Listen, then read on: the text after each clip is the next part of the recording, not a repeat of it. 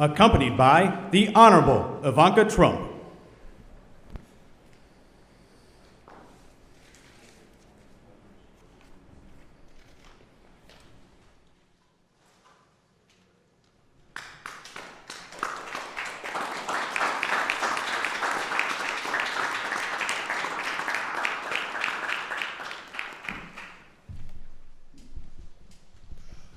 Well, thank you very much, everyone. This is a great honor. And I see you have social distance on your mind, and that's a very good thing. Jovita, congratulations. Tremendous job you're doing. I want to thank everyone for being at the White House, a very special house, a very special place, no matter where you go in the world. I love the White House, and being here in the East Room of the White House in particular, where so many important functions have taken place over the years. And today we're really celebrating American workers and small businesses, and we've done a job for you, and we're going to make it so as we open up our country, you're going to be in good shape as opposed to be either losing your business or how do we get some people to work here, especially since your employees were so good over the years, and those are the ones you wanted. So we made that possible for you. We're delighted to be joined this afternoon by representatives of several incredible small businesses from across our country. Also with us, our Treasury Secretary, Stephen Mnuchin. Steve, thank you very much. And SBA Administrator. You've been busy, Steve, by the way? A little bit, right? Broke every record in the book. And SBA Administrator, Jovita Carranza. Thank you, Jovita. Have you gone to sleep in the last 2 weeks? I don't think so, right? You broke every single lending record, numbers of loans, amount of loans, small business. It's actually a very big business when you think about it. Thank you very much, Jovita. Great job.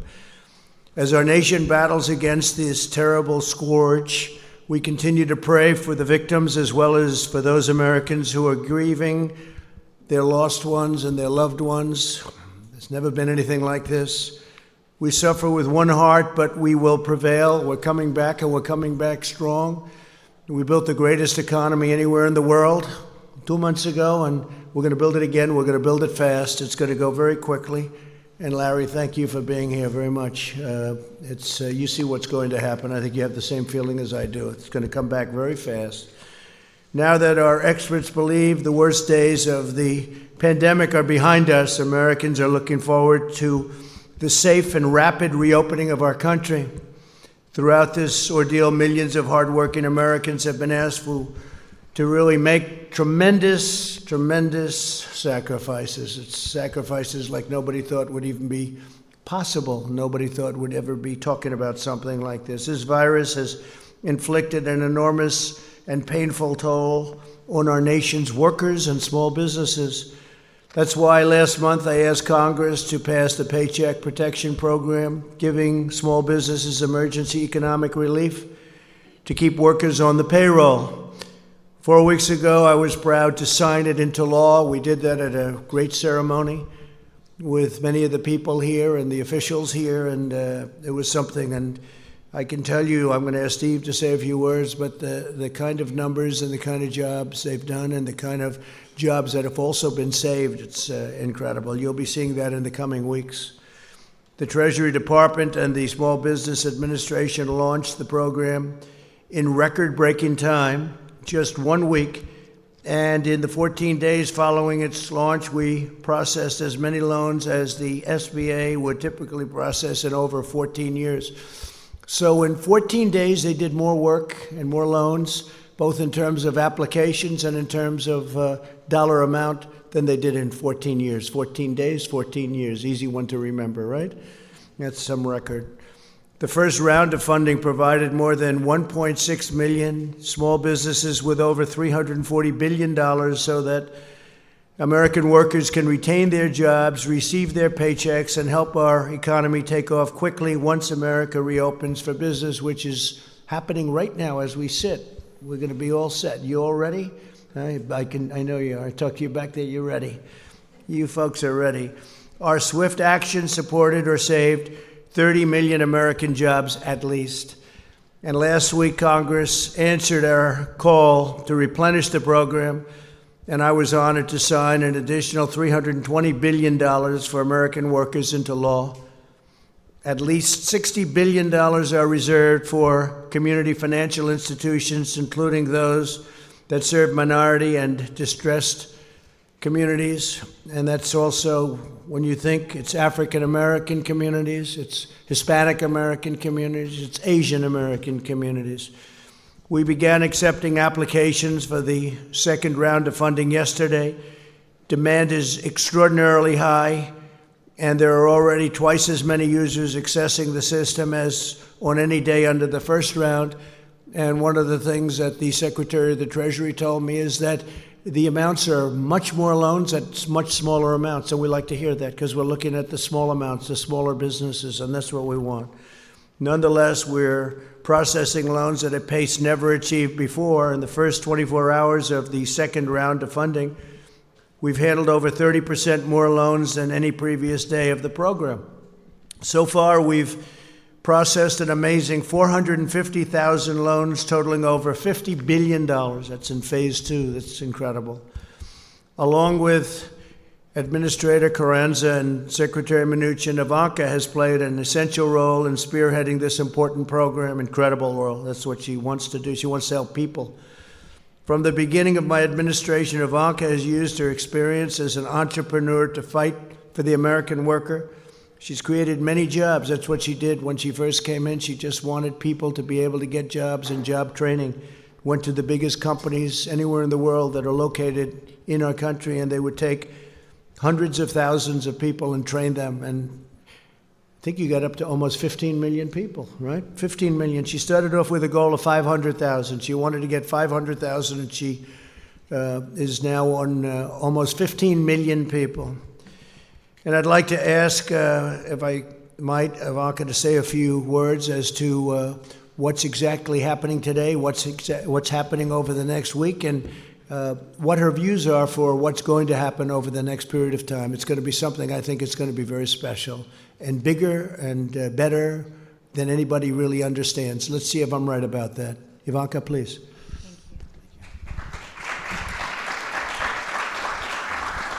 Well, thank you, everyone, and thank you, Mr. President, for convening this incredible group of entrepreneurs and small business owners who very much represent the soul and the spirit, the grit and the tenacity of America's small business owners across the nation. So we're grateful to each and every one of you for joining us here today, and very excited to hear your stories and hear specifically about how you're going through this challenge and how through the Payment Protection Program and through the PPP, you are able to keep your workforce employed. It's about your businesses thriving and growing within your communities. It's about your workforce, who each of you cares very dearly about. And I'd like to make a special call out of thanks to Secretary Mnuchin for his tireless work on this front.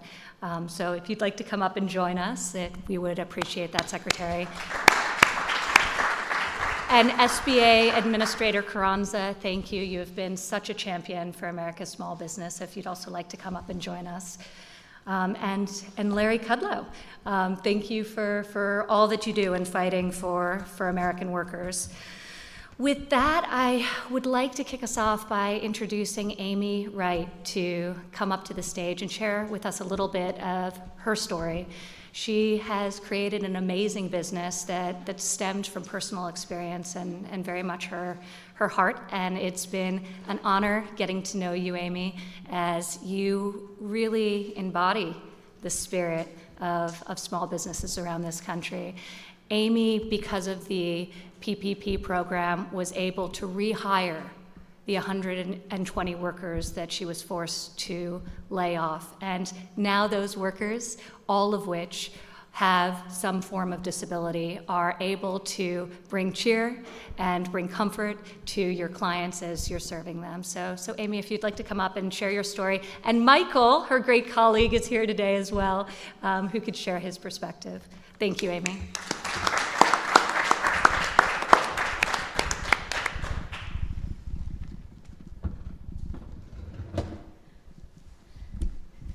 Thank you, Ivanka, Mr. President. I'm so honored to be joined by my employee, Michael, who you will hear from in just a moment. Biddy and Beau's Coffee is more than a coffee shop. It's a human rights movement. We employ 120 people with intellectual and developmental disabilities, and for most of them, it's their first paying job, which made the decision for us to temporarily close all 5 of our shops especially difficult. But thanks to the Paycheck Protection Program and the incredible team at Live Oak Bank, all 120 of our employees are back on the payroll today and working from home, writing handwritten notes that we include with each online order we ship.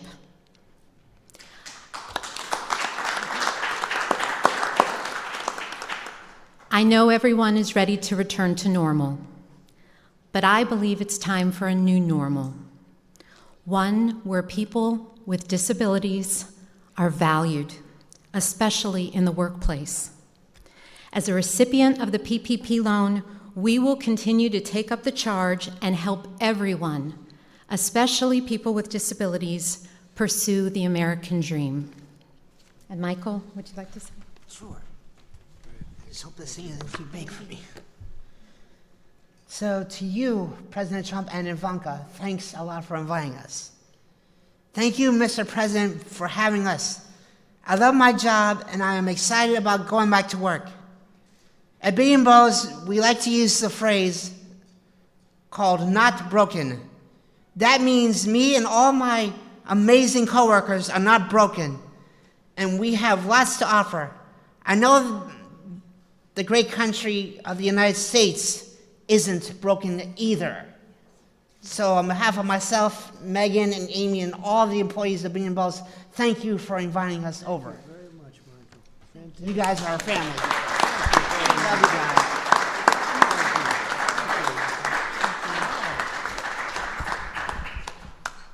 That's better than we did. Much better, Michael. You did a better job. Thank you very much. That's beautiful. Stick around. You get to hear the press ask some questions, and they'll probably be a little bit nicer if you're in the audience, right, Amy? That's pretty good. Also, I'd like to ask Tony Stafford, Chief, sort of the boss, I guess you could say, chef and founder. You're the boss, right? Wouldn't you say? Of Ford's Fish Shack.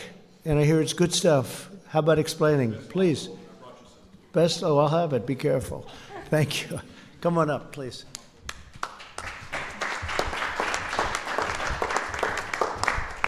Thank you. I'm here representing, well, thank you, first of all, for inviting Mark, my great employee, with us. We're here representing the restaurant industry, which has been really hurt hard by this with the closures and things like that, so I'll keep it brief. I'd first like to thank the President and the Vice President for leading us through that pandemic. It has devastated our restaurants. Over the last 6 weeks, my 3 restaurants have been devastated. Dining room closures, had to furlough over 100 people. That was an incredible, hard phone call to make about 6 weeks ago and tell the employees I've never had to lay off a single employee that I just don't have a space for you. We just don't have, the restaurants are closed, and it was just extremely hard, and it was very emotional, and it was one of the hardest choices I ever had to make. So it was tough, but I promised every employee we would do our best to bring them back, and we would fight every day, tooth and nail, to get them back into the restaurants and be successful like we were the 10 years before all this terrible stuff happened. And now with the help of the PPP loan and the success of the PPP loan that we were able to get, I'm going to be able to keep that promise and bring every one of those employees back. So thank you, Secretary Meduncha. Thank you. And it's been awesome to be able to tell them that we're going to weather this storm, we're going to get through this, and we're going to be stronger and more agile once this is over. The one thing that you can see with the restaurants, we're surviving out there. We're doing things that we didn't do before with carryout and curbside and delivery and all those meal plans. Those things are awesome to see my fellow industry leaders out there doing in the restaurant industry. So I commend every one of those restaurants that's fighting to survive out there. And so thank you all for that. We will get through this. We will welcome our guests back, and once our state opens up, we'll welcome them back and thank them for their support through all this. I have amazing stories of guests coming into our restaurant the day after the closures to just give us tips, give us cash to give to our employees we had to furlough. So those great stories, that will not be forgotten from any of our guests. So thank you for that. And I look forward to the one day when all restaurants and all small businesses can reopen and be as successful as they were before. So thank you very much. Mark? Fantastic. Thank you. So my name is Mark Underwood. I am an employee of Ford's Fish Shack, so I am a living example of what your plan has done. I'm a husband, father of 5. My mother lives with me. And just listening to Tony talk about that day when the layoffs happened, it's a little emotional. But with the PPP, it has now given life to my family. It has injected hope in our business, and it's allowing us to fight the fight. So I appreciate it from everybody on your team to help us get through this issue that we're going through. So thank you very much. Help you. Thank you. Is he a great chef or a good chef? He's a great chef. Thank you very much. Thank you. Thank you. Larry. Thank you. That's great.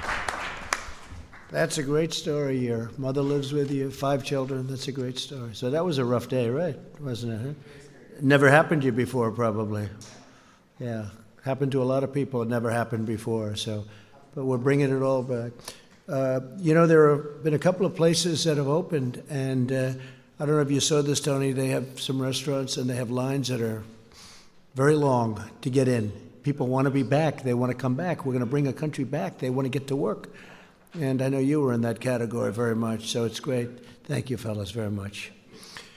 Jackie Crick, CEO and founder of ECU Communications. Jackie, please.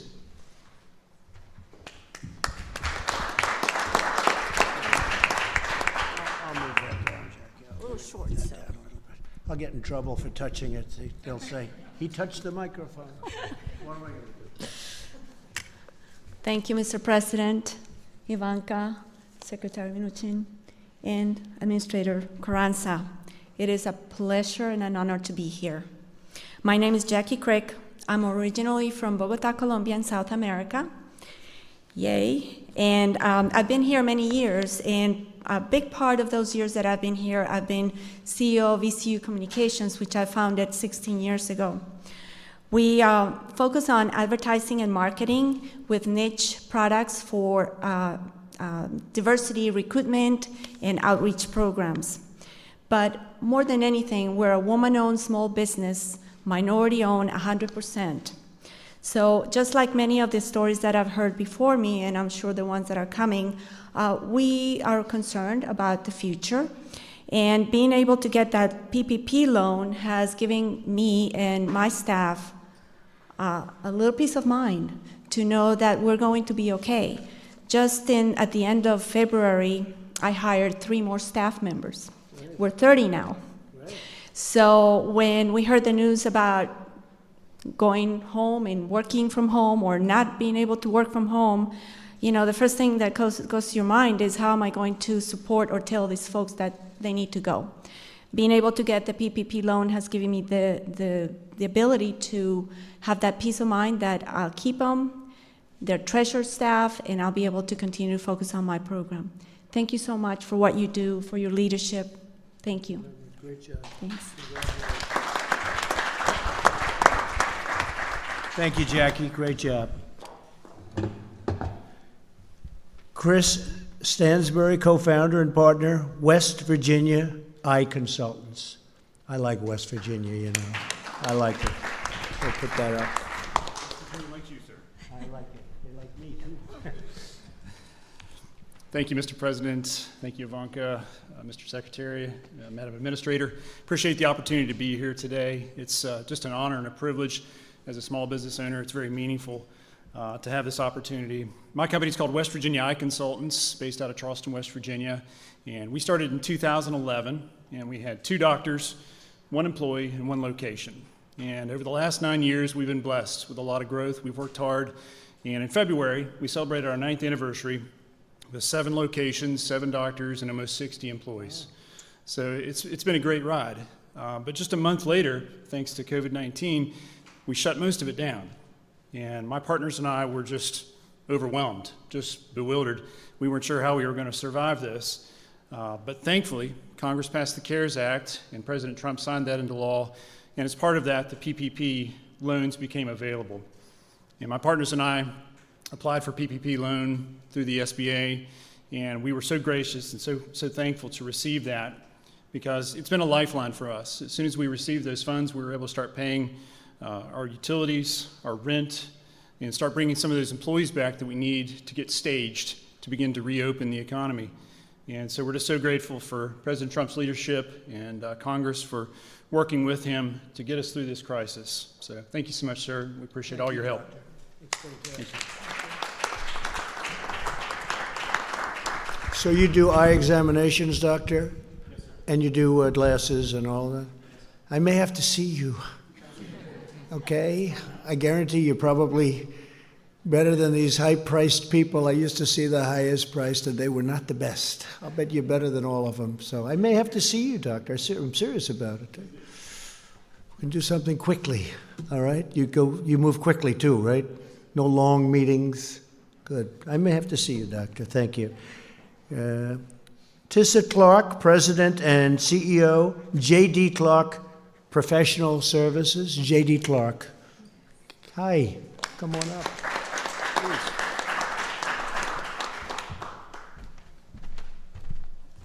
Thank you, Mr. President, Ivanka, Mr. Secretary, and Madam Administrator. I am Tissa Clark, President and CEO of J.D. Clark Professional Services. I am a general contractor and property maintenance manager for the affordable housing, hospitality, as well as our government agencies, particularly our nonprofits. Most of my employees are the underserved, underemployed, or unemployed.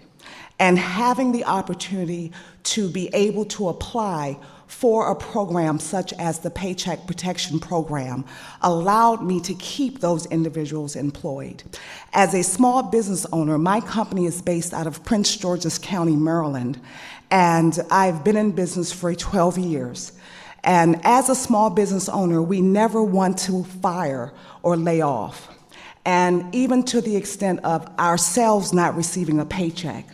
And so I forgoed my paycheck until I could get funds. And so now with the funding that we received via M&T Bank on last Monday, it has allowed us to continue to pay our staff, and for even myself as the business owner to once again take a paycheck. So this program is phenomenal for our small businesses.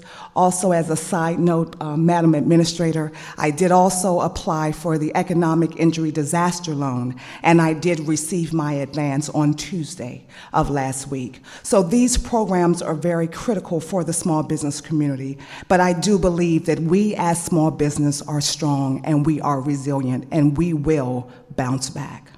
Thank you. Have you ever thought about running for office? You could do it very easily.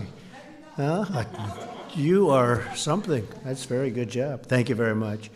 Luke Bernstein, Executive Vice President, Chief Retail Officer, and Chief Communications Officer for Orrstown Bank. Come on up, Luke.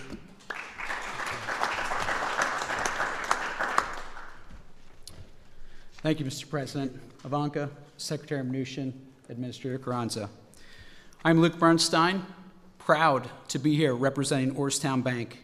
I'm proud of our board, I'm proud of our entire team, and I'm proud of my fellow community bankers throughout the country who've rolled up their sleeves and worked tirelessly to help communities, working around the clock and helping them gain access to paycheck protection funds. Orrstown is a small 101-year-old community bank based in Pennsylvania and Maryland, and in just 14 days, we were able to process approximately 1,500 paycheck protection loans totaling $370 million. In those 2 weeks, Orrstown processed more loans in total amount than we did in an average year last year. We did more SBA loans in 14 days than in our entire 101-year history. Why? Because this is about the communities. This is not about Orrstown Bank. This is not about banks. This is about people. The stories you're hearing today. This is about what's going on Main Street, The stories of what's happening with the Paycheck Protection Program are not only heartwarming, they're inspirational.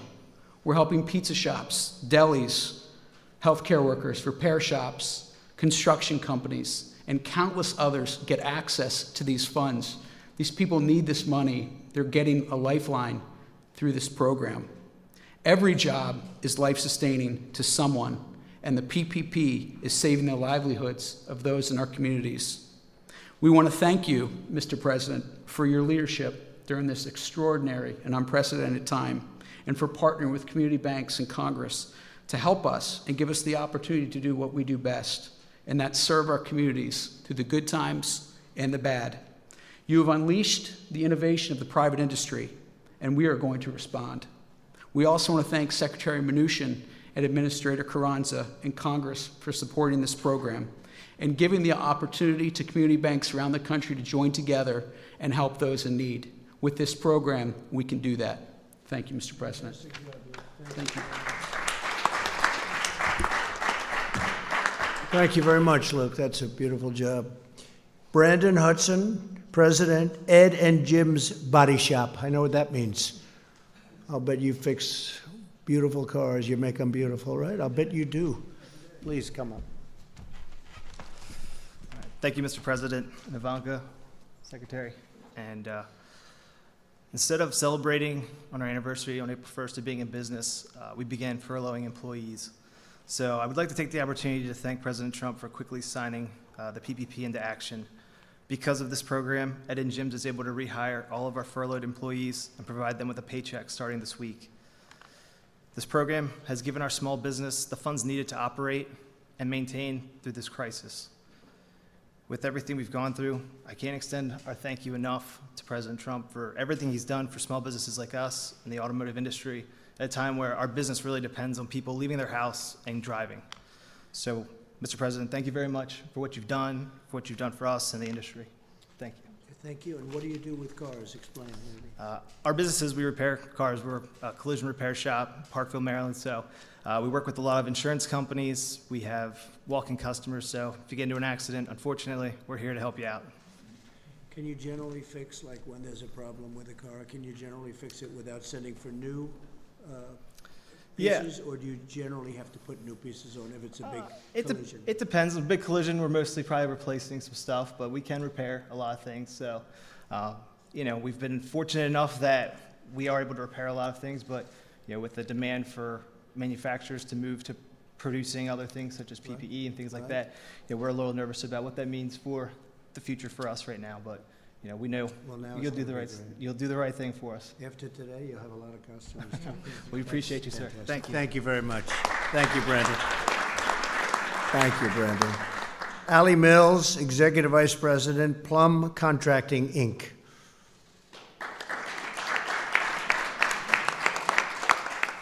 Would you like to have, come on up here. He was so good. Put that mask on the way you had it. He was. Thank you, President Trump, Ivanka, Secretary, Madam Administrator. I am here representing the highway industry. Plum Contracting is a third-generation union highway and bridge contractor in Pittsburgh, Pennsylvania. With Pennsylvania's winter construction shutdowns, we have been left with little revenue coming into a new season. COVID-19 abruptly halted all highway work on March 16th in our state. With very little revenue at this point of the season, we were forced to sadly lay off a majority of our employees, about 125, which included trades and management. There were a lot of sleepless nights and fear of losing it all. The Payroll Protection Program was and remains the engine that is carrying our business through this shutdown. We wouldn't survive without it. With our PPP approval, by May 1st, we anticipate our company running at full capacity when the highway industry is permitted to return back to work. We applaud you, Mr. President, for your interest in the welfare of America's small business and the American worker. And thanks to all that, my company will be here to work on a big infrastructure program very soon when you're ready to do that. Good. Thank you. Very much. Thank you.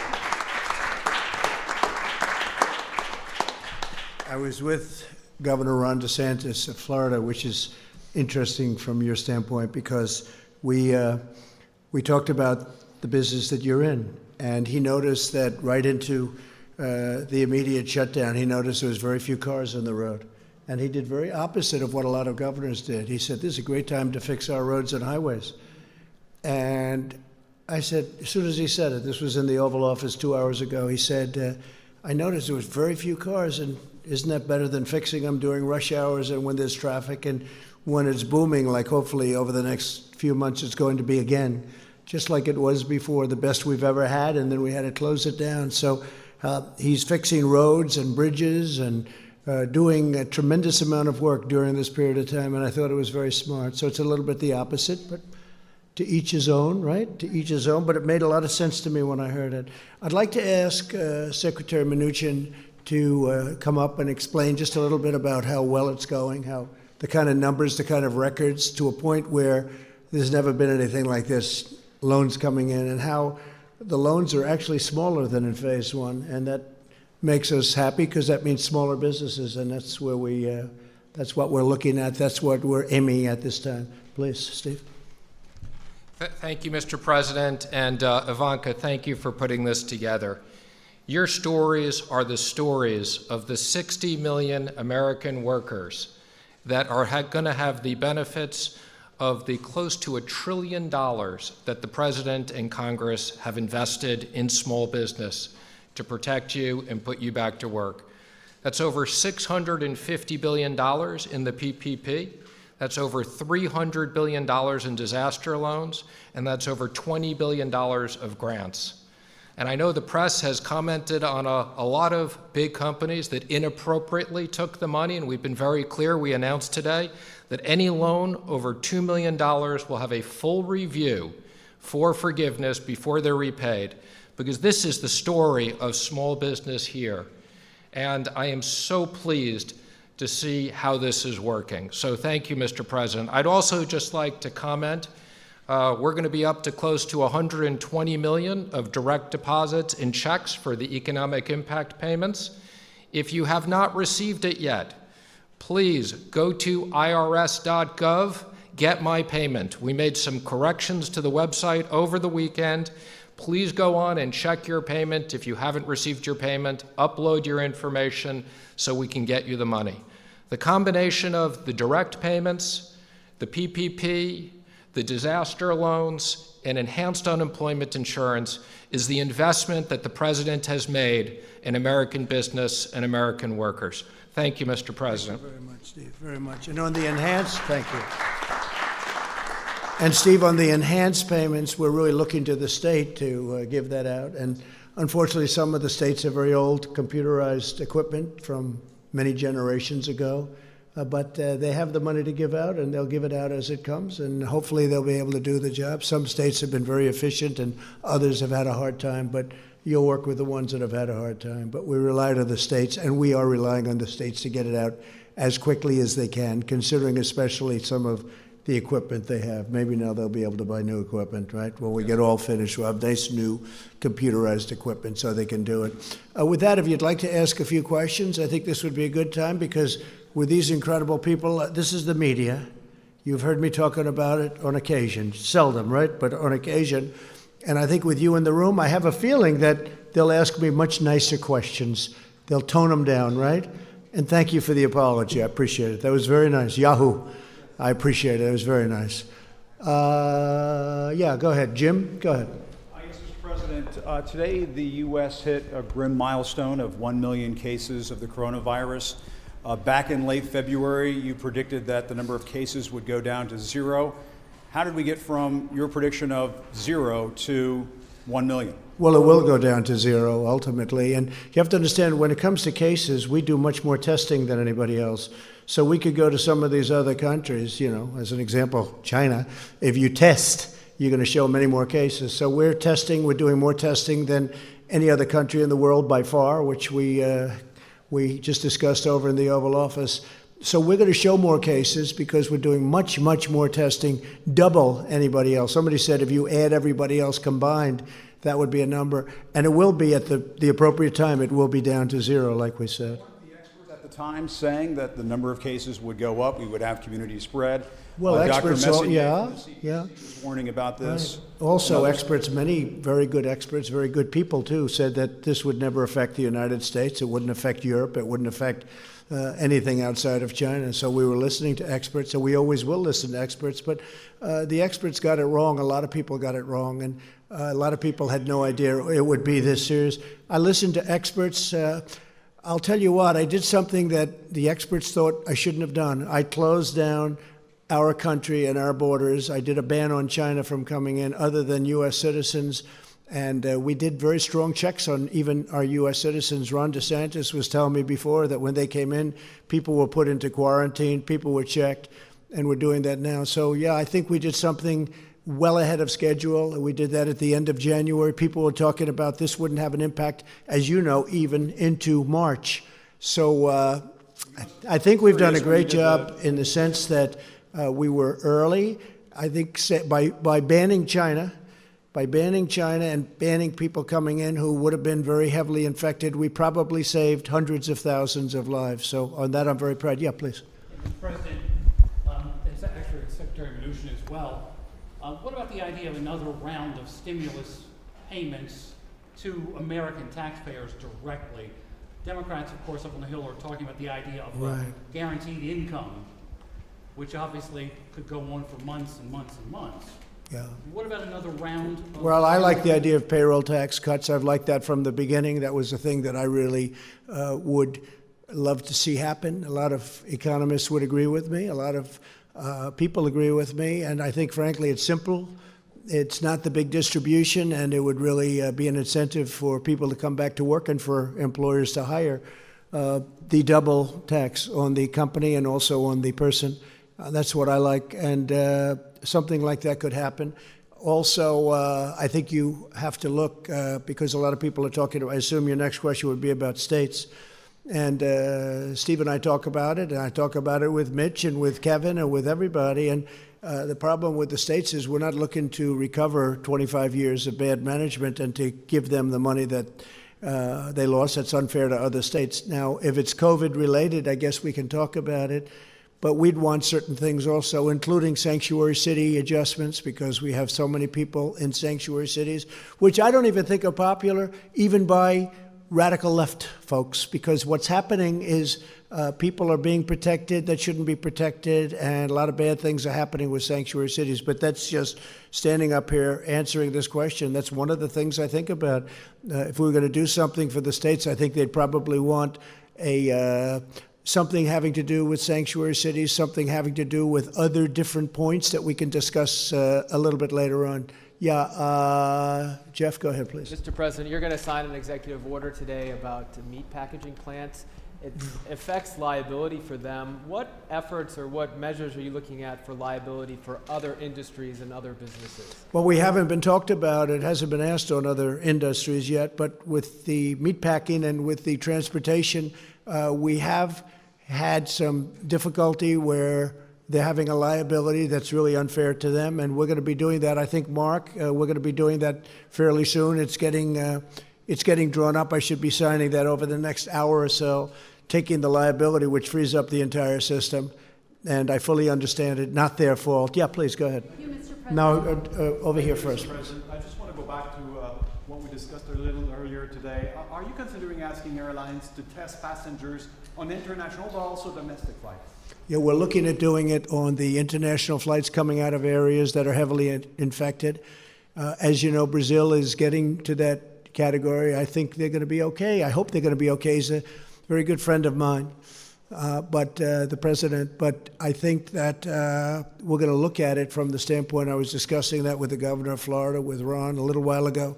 So we're going to be looking at that coming in from other countries, frankly, but South America seems to be one that's talked about because they have so much business going into Florida. With all of that being said, Florida's done incredibly well, and they're starting to open up very rapidly. But we will be looking into that in the very near future. We're looking at it very strongly. And the airlines would have this responsibility? Either the airlines or government, one or the other. We're working with the airlines. Maybe it's a combination of both. Kristen, go ahead. Thank you, Mr. President. Some health experts say the U.S. needs 5 million tests per day by June in order to safely reopen. You unveiled a plan yesterday that will increase testing, but not by that much. Why not? And can you get to that benchmark? Well, it will increase it, and it'll increase it by much more than that in the very near future. We're way ahead of everyone on testing. We haven't been given the press in terms of, I think, fairness of the press, but that's okay, and that's why I appreciated the statement before by Yahoo. We are way ahead on testing. We are the best in the world on testing. We've tested much more than anybody else, times two. Or every country combined. We've tested more than every country combined. And they keep talking about South Korea, and I'm very friendly, as you know, with President Moon, who just had a great victory, a new victory, as we're very happy about. But he will tell you how well the United States has done on testing, and he told me that very strongly. The quality of our test is the best, and the number is the best. Now, with all of that being said, we will be going to an even higher number, and it goes up exponentially. And I've told you that. We inherited a very broken test, a broken system and a broken test, and within a short period of time, we were setting records. So we have set records. We've done more than the entire world combined. We've done more than any other country in the world. So I think we've done a really good job. Now, with that being said, not everybody feels as strongly about testing as others. We have some governors that are very strong on testing. We have other governors, frankly, that aren't nearly as strong on testing. Their test is much more modest, and their real test is when people stop getting sick, and they'll be able to do that too. And I understand both systems very well. But we're going to maximum testing, even though some people won't even want to use it. I hear you saying you're confident you can surpass 5 million tests per day. Is that? Oh, well, we're going to be there very soon. If you look at the numbers, it could be that we're getting very close. I mean, I don't have the exact numbers. We would have had them if you asked me the same question a little while ago, because people with the statistics were there. We're going to be there very soon. We're really doing. I mean, I watched your report on NBC today, and it was an incorrect report, because we're really doing a great job on testing. Unfortunately, the administration, the people that work our government, hasn't been given the kind of credit that it deserves. Last month it was about ventilators. Now we have so many that we're able to give them to Italy, France, Spain. Other countries have been asking us for ventilators. We're making over 150,000. We've distributed thousands and thousands. New York is in great shape with what we've done, as you know. New Jersey's in great shape. We spoke just recently. Ivanka just spoke with the governor, and they're in very good shape with the ventilators. I mean, everybody has, and most of them have far more than they'll ever need. They're starting to send them back. So nobody went without a ventilator, and yet if you read the media from a month and a half ago, it was all about ventilators. And ventilators are tough. That was a tough thing, but we should be very proud of our country. We took assembly lines and they converted from cars and other things into ventilators. And the job that we've seen has not been seen since World War II. What they have done in terms of the manufacture of very high-grade ventilators is amazing. So now we don't hear about that. And I noticed that the testing is starting to die down, because we now have the best testing anywhere in the world by far, and we have more. And that's a good thing. That's a very good thing. I'm happy about it. We had a call yesterday with governors, and I will say that I'm sure many of you were on that call, even though you shouldn't have been. They shouldn't have been, Amy, but they were. I wonder how that happened. But you heard the governors were thrilled. Now, the following day, if you'll get a Democrat on the call, they'll say, you know, I saw some of them today. They were so thrilled yesterday on a call that they thought it was a close call. And today they were good, but they weren't the same as they were yesterday, because that's the business. They want to try and win on November 3rd.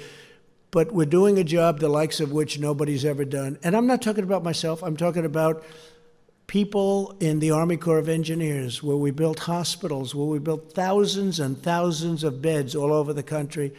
New York, what we did was incredible. 2,900 beds in a matter of days. What they've done is so incredible. And FEMA, what they've done. And the doctors and the professionals and all of the people that you see me with all the time. You know, these are great people. And they've really done a great job. And now our country's opening up again, and I think it's going to be very, very successful. I think that, I mean, Larry is here. We talked about it, and we talk about it all the time. I think that third quarter, it's obviously a transition quarter, but I think it's going to be Okay, maybe better than okay. Larry thinks better than okay. I think even more so than I do. And then I think fourth quarter will be great. And I think next year is going to be a tremendous year for this country. Jennifer? Yes, on the PPP loans, can you say who's going to be responsible for that review that Secretary Mnuchin mentioned on the loans above $2 million? Who exactly will be responsible? The SBA will be responsible, and they have a team of people. They'll bring in additional people. And again, I want to assure the American public and the American taxpayers, we will make sure that these certifications were done accurately, or the loans won't be forgiven and there will be liability. Mitch McConnell today told some Republicans on a phone call that he does not want to fund infrastructure in a coronavirus stimulus bill. Do you have a reaction to that? I think Mitch is looking at it, as I do, to an extent, as the infrastructure. He likes infrastructure. We all do. We have to rebuild our country. $8 trillion has been spent. I wasn't in favor of it. I can tell you that in the Middle East. $8 trillion. Think of it. And yet you wanted to fix a pothole in a roadway or in a highway in this country, and you didn't do it because they didn't have the money, because so much money was spent in the Middle East. Well, that's, as you know, a whole different story now. And we want to do infrastructure, but a lot of the Republicans would like to keep that as a separate bill. So we'll see how that works out, Jennifer. We'll see. Yeah, please. Mr. President, you said at the top of your remarks that you feel the worst of the pandemic is behind us. But without a treatment, without a vaccine, and states now reopening, how can you be so sure? Well, I think that, like other things, hopefully we're going to come up with a vaccine. You never know about a vaccine, but tremendous progress has been made. Johnson & Johnson and Oxford and lots of good things. You've been hearing the same things as I do. Tremendous progress has been made, we think, on a vaccine. You always have to say think, and then you have to test it, and that takes a period of time.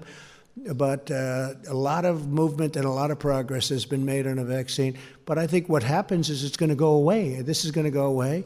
And whether it comes back in a modified form in the fall, we'll be able to handle it. We'll be able to put out spurts. And we're very prepared to handle it. We've learned a lot. We've learned a lot about it, the invisible enemy. It's a bad enemy. It's a very tough enemy, but we've learned a lot. It's in 184 countries, as you hear me say often. It's hard to believe. It's inconceivable. It should have been stopped at the source, which was China. It should have been stopped very much at the source, but it wasn't. And now we have 184 countries going through hell. But I think that a lot of good things are going to happen, and I really believe that fourth quarter is going to be maybe tremendous, and the next year I think has a chance to be really getting close to record setting. We hope so. We hope we can be back where we were. We had the strongest economy anywhere in the world, and I hope we're going to be back there again. Go ahead, please. Yes, you've spoken about your friend who passed away. I was wondering if you've spoken to the families of anyone else who's lost loved ones to COVID-19, if there's any particular stories that have affected you. Well, I have many people. I know many stories. I've spoken to 3, maybe I guess 4 families. Unrelated to me. I lost a very good friend. I also lost 3 other friends, 2 of whom I didn't know as well, but they were friends and people I did business with, and probably almost everybody in the room did.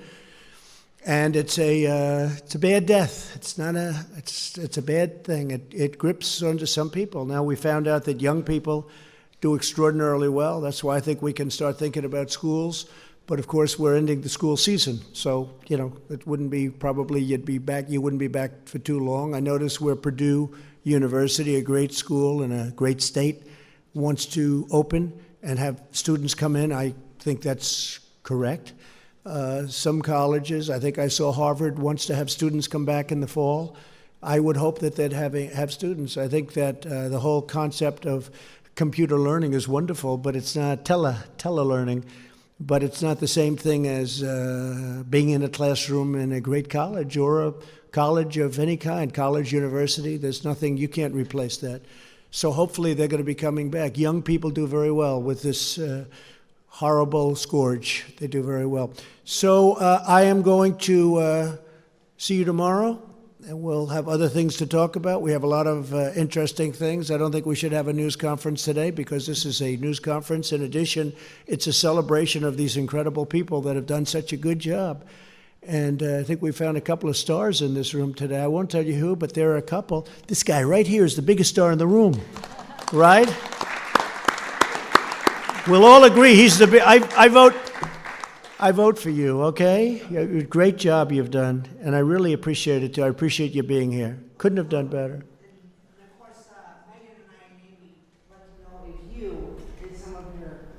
Hostess, staff members, bodyguards, or anybody in your company would like to come to Annapolis to our company. Be careful, that could happen. That could happen. Be careful. We'll have to do that, Amy. I think maybe we could do something like that. You're very good. He's stolen the show, right? Do we agree? Doc, I'll tell you, I'm getting ready with the eyes. Come on with me if you want. Do a quick one. Want to save a lot of time. We need time. We're opening up the country, Doc, so we need a little time. We can't spend too much. I don't want to spend 2.5 hours at an eye doctor, right? Okay, so we'll think about that. We want to do that. I want to thank everybody, in particular, Jovita. I want to thank you very much. And Steve, you're working. I can call Steve at any time. I can call him at 2 in the morning, 6 in the morning. It doesn't make any difference. I say, did I wake you? The answer is always no. He's doing a great job. We're proud of him. And everybody is, everybody. Our government, we have to be proud of our government, and we have to be proud of our country.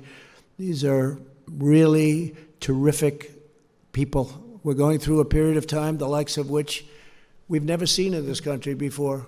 Certainly, even if you go back into 1917, it was the worst of all time, but it was also not as bad here. It was very bad. It was very rough. It was a bad one, but it wasn't quite like what we're going through right now, and it's because of the amazing, when you look at how contagious this is, where people literally just being in the same area with other people, it catches. So I'm very proud of this country, I have to say. I'm very proud to be your president, and I'm very proud of this country. Thank you very much, everybody. Thank you.